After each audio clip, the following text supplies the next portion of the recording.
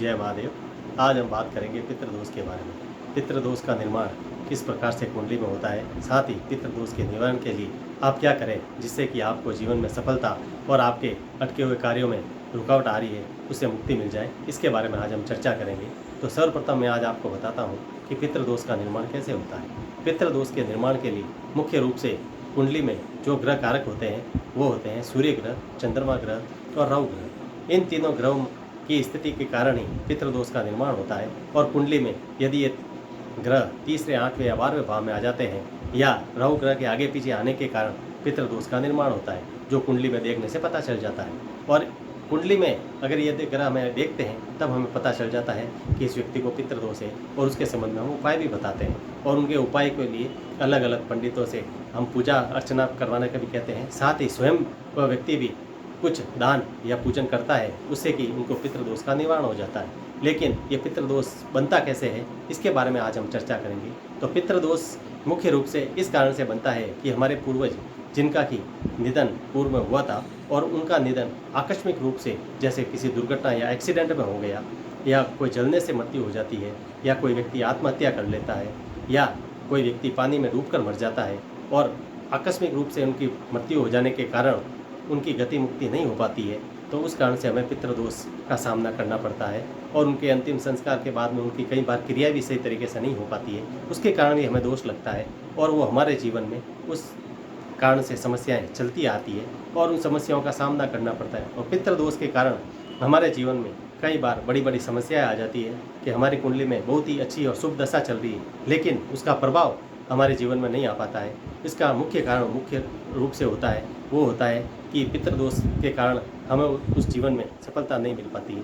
तो उसका क्या कारण है कि जीवन में सफलता नहीं मिल पाती है, तो उसमें पितृदोष मुख्य भूमिका निभाता है। और पितृदोष के कारण ही हमारे जीवन में, हमारे परिवार में किसी न किसी व्यक्ति की कोई बीमारी चलती रहती है, या हमारे हर काम में रुकावट आती रहती है। साथ ही हमारे बच्चे यदि योग्य भी हैं तो उनका कहीं शादी नहीं हो पाती है, कहीं उनकी नौकरी नहीं लग पाती है, और घर में हमेशा किसी न किसी प्रकार से मानसिक परेशानी और समस्या का सामना करना पड़ता है।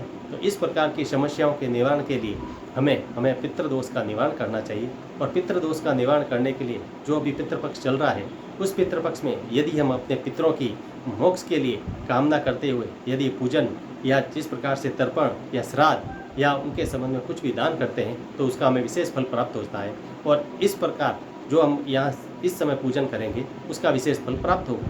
तो इसके लिए मैं आज आपको बताता हूँ कि यदि आपके पूर्वज जिनका निधन पूर्व में हो चुका है, उनकी तिथि के दिन यदि आप तर्पण करते हैं या श्राद्ध करते हैं या उसके संबंध में आप कुछ दान करते हैं तो आपको विशेष फल की प्राप्ति होगी। साथ ही कई बार होता है कि आपके पूर्वज का किस तिथि को निधन हुआ यह आपको पता नहीं होता है, तो आप उस व्यक्ति के लिए सर्वपितृ अमावस्या जो 14 अक्टूबर 2023 को आ रही है, यदि उस दिन उस व्यक्ति के निमित्त यदि तर्पण, श्राद्ध और दान करेंगे तो आपको विशेष फल की प्राप्ति होगी। और तर्पण करते समय या श्राद्ध करते समय आपको उस व्यक्ति के गति मुक्ति या मोक्ष के लिए कामना करते हुए आपको ये समस्त कार्य करना है, जिससे कि आपको अपने जीवन में आ रही समस्याओं से समाधान हो जाएगा। साथ ही उनके मोक्ष की कामना करते हुए ये आप तर्पण या श्राद्ध करते हैं तो उनको भी मोक्ष की प्राप्ति होगी और आपके जीवन में उनके आशीर्वाद से ये जो आपके समस्याएं चली आ रही हैं उनका निवारण हो जाएगा।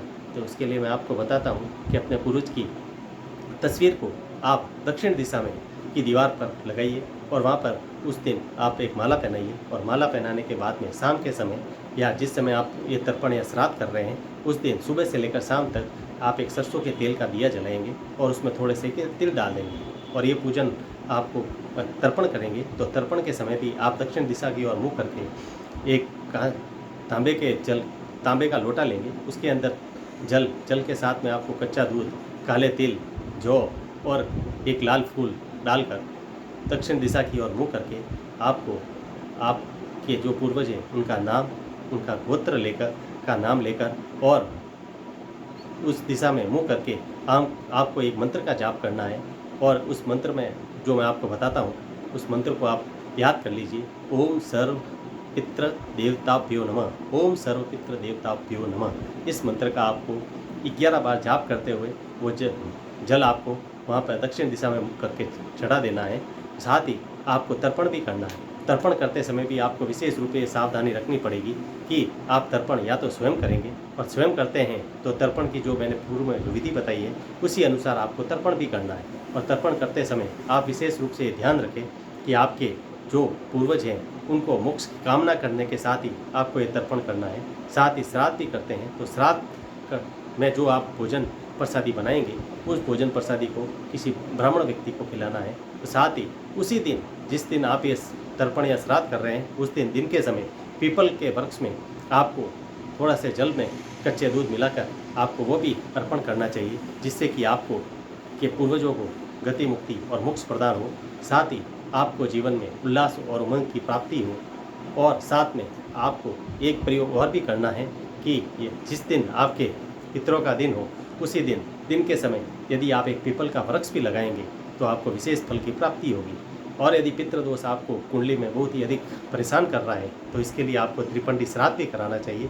साथ में नारायण बलि भी होती है वो भी करानी चाहिए। इन दोनों विधियों को कराने के लिए आपको योग्य पंडित को पहले किसी ज्योतिषी को आपको कुंडली दिखानी चाहिए, जिससे कि आपको अगर ये जीवन में बहुत बड़ी समस्याएं चली आ रही है या आपका समाधान नहीं हो पा रहा है तो कुंडली में त्रिपंडी श्राद्ध या नारायण बलि कराने की आवश्यकता होने पर ही आप ये कराएं। अन्यथा आप ये प्रयोग करेंगे तो आपको बहुत ही अच्छे फल की प्राप्ति होगी। साथ में आपके पूर्वजों को मोक्ष भी प्राप्त हो जाएगा और आपको जीवन में समस्याओं से छुटकारा मिल जाएगा।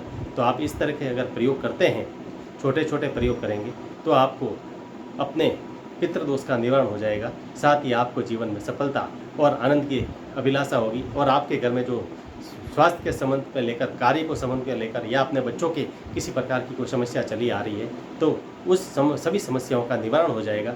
इसलिए आप जो भी पितृदोष का निर्माण हो रहा है तो उन पितृदोष के निर्माण की गति मुक्ति या अपने पूर्वजों के मोक्ष की प्राप्ति के लिए आप ये प्रयोग करिए, जिससे कि आपको पूर्ण रूप से सफलता मिल जाएगी और आपके पूर्वजों का आपका आशीर्वाद पूर्ण जीवन बना रहेगा और आपकी समस्याओं का समाधान हो जाएगा। तो आप ये प्रयोग करिए और जीवन में अपने उमंग और उल्लास भरा जीवन पाइए। जय महादेव, जय माँ।